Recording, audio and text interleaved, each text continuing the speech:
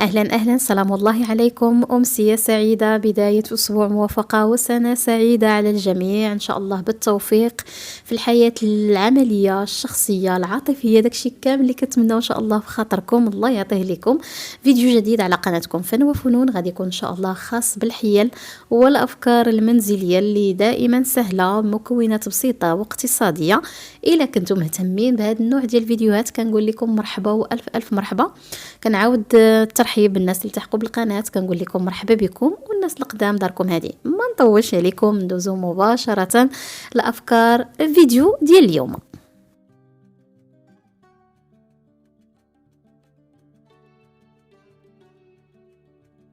على بركة الله غادي نبداو باول حيله اللي هي طريقه لتنظيف الغلاي ديال الضو ولا ابريق ديال الضو.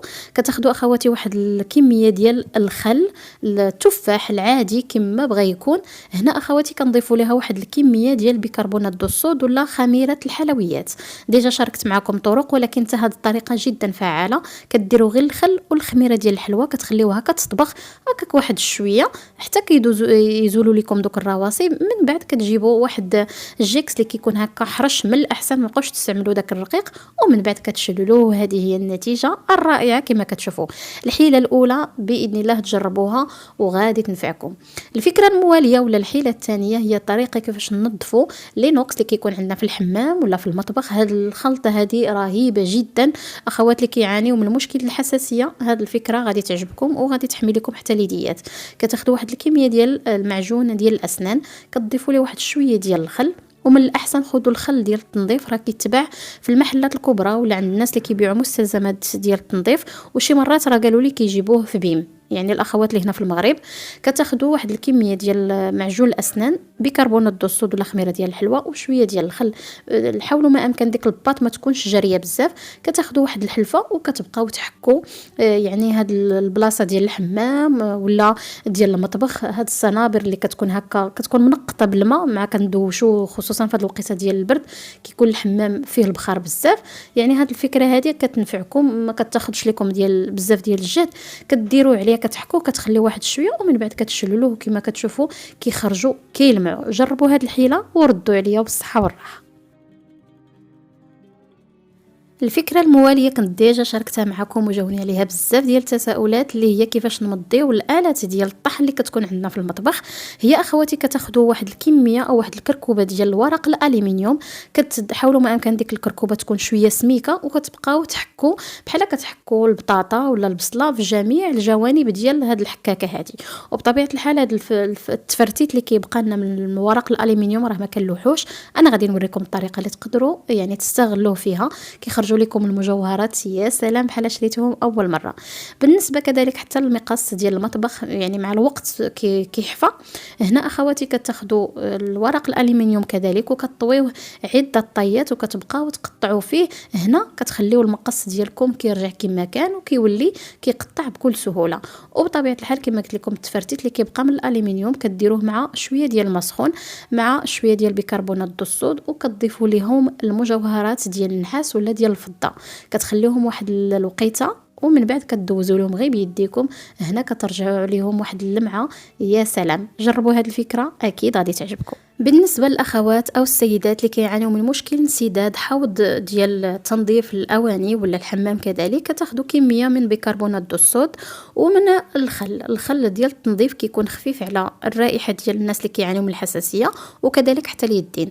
كديروا واحد الكميه كتخليو داك المحلول كيتفاعل مع بعضياته، ومن بعد كتضيفوا ليه شويه ديال الماء وكتنظفوا عادي. بالنسبه يعني للتنظيف كتحاولوا ما امكن انكم تدوزوا بشويه ديال الشيفونه اللي كتكون رطبه، ومن بعد كدوزوا لها بوحده اللي كتكون ناشفه باش ما يبقاوش دوك النقاطي في هذا او في حوض المطبخ. بالنسبه لطريقه تنظيف المعالق، هذه الطريقه هذه بزاف الاخوات ما كنظنش انهم كيكملوا الفيديو، راه كنشاركها معكم بزاف ديال المرات. نفس الطريقه كما شفتوا اليوم المكون اللي استعملنا بزاف اللي هو الخل ديال التنظيف. كديروا المعالق ديالكم في واحد الاناء. هنا كديروا اخواتي بيكربونات الصود مع الخل والماء يكون طايب، كتخليوه واحد المده يعني حتى كيتزولوا لهم دوك الرواسب ودوك الاوساخ، وكترجع فيهم ديك اللمعه وكتغسلوهم عادي بالمغسول ديال يعني التنظيف اللي كنظفوا به الاواني. كما كتشوفوا كتشوفوا اللمعه كتخرج فيهم زوينه. هاد الطريقه هذه مضمونه مجربه، جربوها وان شاء الله غادي تعجبكم. السيدات اللي سولوني كيفاش نقدروا نحتفظوا على البصله ولا على البطاطا لمده اطول، يعني كتكون عندنا شي تفاحات هكا في البيت ديالنا ما بقاوش مزيانين، تبقاو ديروا قطع ديال التفاح مع الخضر خصوصا البصله والبطاطا كتبقى مده اطول.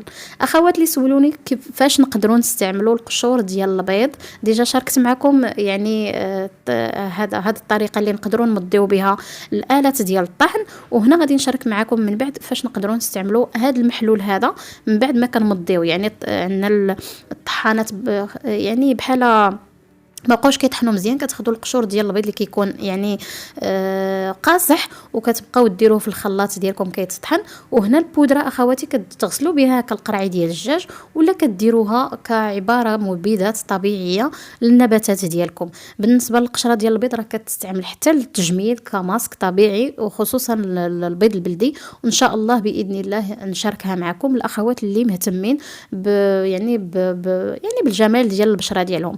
من بعد اخواتي الطريقه باش تنظفوا خصوصا هاد الكيسان هادو، يعني كندخلوا يدينا شي مرات كنقيسوهم، كديروا شويه المغسول ديال منظف ديال الاواني وكتدوروا المونينكس ديالكم، ومن بعد كتغسلوها عادي غير كتشللوها، كيكونوا جميع الرواسب ولا الاوساخ اللي كتكون في الانيه كتحيد بدون مجهود.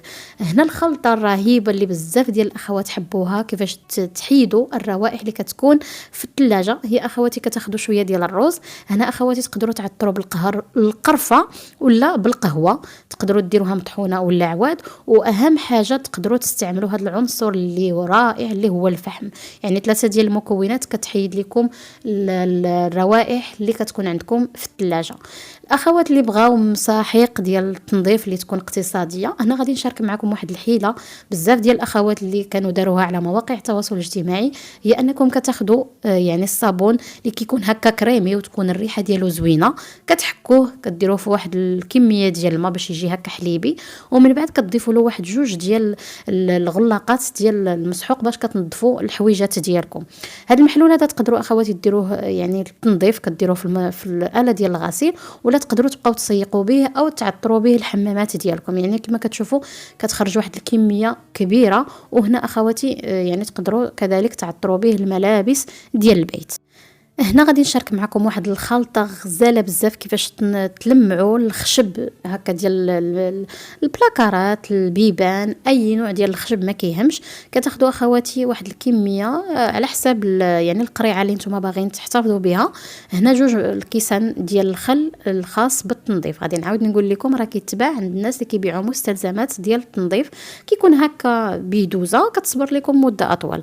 هنا اخواتي كتاخذوا مع هذا الخل هذا واحد الكميه ديال اي نوع ديال الزيت، ومن الاحسن تكون ديك الزيت اللي كتكون هكا خضراء، سواء زيت اللوز ولا زيت الزيتون ولا كذلك حتى زيت الخروع.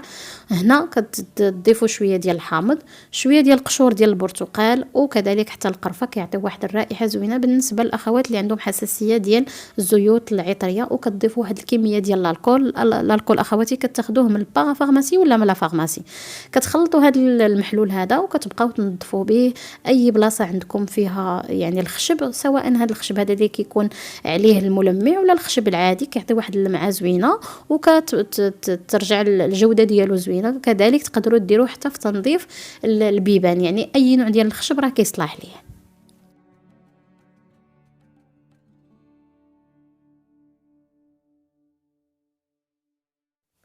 بالنسبه للاخوات اللي سولوني على النباتات اللي كتكون عندهم في البيت يعني ما كتصبرش او كتموت ليهم، غادي نشارك معكم واحد الطريقه اللي فعاله كيفاش تقدروا تحتفظوا بهم بشي حاجه طبيعيه. اكيد كنكون عندنا القشور ديال الموش كنسيبوه، علاش لا ما نستعملوهش كمبيد طبيعي للنباتات. كتاخذوا القشور ديال الموز كديروه في الماء، يا كديروه غير واحد الكميه ولا كديروه هكا في واحد القريعه، ومن بعد كتبقاو تسقيو به النباتات ديالكم. اكيد هذا المحلول هذا خصو يبقى واحد المده باش داك الموز كيطلق في يعني في الماء. بالنسبة للفكرة الموالية هي كيفاش نقدروا نحيدوا الرواسب اللي كتكون لاصقة في الحدادة. هي اخواتي كتاخذوا الماء، اكيد هنا كتكونوا دايرين الحدادة في الضوء وكتضيفوا لها شوية ديال الخل، كتخليو هذا الماء مع الخل بحال غيدفى شوية. وهنا غنشارك معكم يعني على توب اسود كما كتشوفوا، يعني جميع الرواسب اللي كتكون لاصقة في دوك التقيبات اللي كيخرج لكم البخار كتزول بكل سهولة كما كتشوفوا. شوية ديال الماء وشوية ديال الخل كتخليهم حتى كيدفاو، وكتبقاو ترشوا بحال هكا، ترشوا على الملابس ديالكم. وهنا اخواتي كما كنعرفوا ان الوقيته ديال البرد هذه وبزاف ديال الناس متصابين بالبرد، غادي نشارك معكم واحد المحلول اللي هو الحليب مع الخرقوم. ومن الاحسن الا لقيتوا الخرقوم يعني العرق راه كيتباع عند العطاره، كيجي زوين بزاف ومفيد للمناعه. تقدروا كذلك تضيفوا واحد شويه ديال العسل طبيعي، والله يشافي الجميع.